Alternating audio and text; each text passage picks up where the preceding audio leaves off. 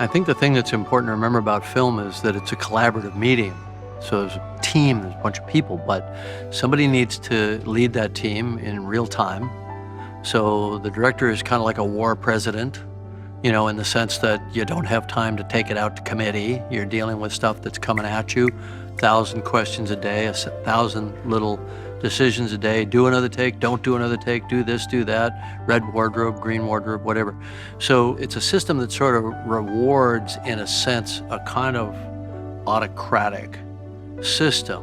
And for me personally, my journey around the leadership of how you do this started with me being, you know, kind of a tin pot dictator, because the movie was the most important thing.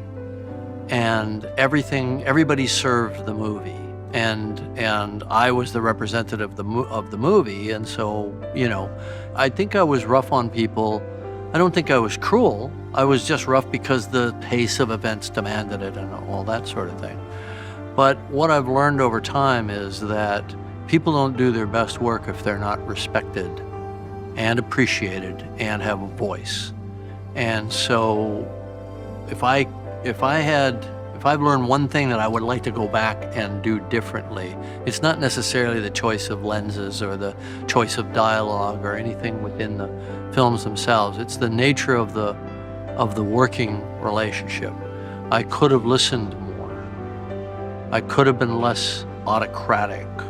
I could have not made the movie more important than the human interaction of the crew. And it shouldn't be. Because I think when we start out as filmmakers, we tend to think that the movie's the world, and it isn't. You know, and years later you realize, well, I'm still here and all those people are still around, and the movie is, everybody's forgotten it. You know, I think somebody like Ron Howard, who is innately a team player, who came up in the culture of a television show from the time he was a kid, he's great at it. When I first saw him work, I was dumbfounded. It's like, wow. He takes a lot of time complimenting people, you know? What's he on about here, you know? And I aspire to even to today, to try to be my inner Ron Howard. Thanks, guys. Well done. Thank you. Fun. Thank you. Fun. And I've told him this, by the way. This is no secret, because I think that's how it's done. And he's a great filmmaker. He's a fine filmmaker. So the two are not mutually exclusive. The other aspect of leadership is you have to inspire, and you inspire by communicating. If you're not passionate about it, if you're kind of phoning it in, or you don't know how to express that, or you sit back with a kind of a blank face, why are other people going to be excited about it? You got to get people excited about it. And I don't care if it's day 100 of a shoot, and if you're starting out, you're probably a ways away from that, but trust me, you'll get there. I don't care if it's day 100 of a shoot. You got to come in with that enthusiasm. You got to have that lightness in your step.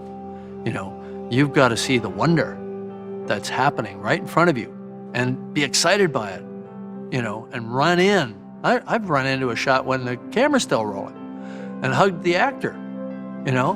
What you just did is fantastic, you know. Oh, cut, by the way. Share it, share the joy of creation.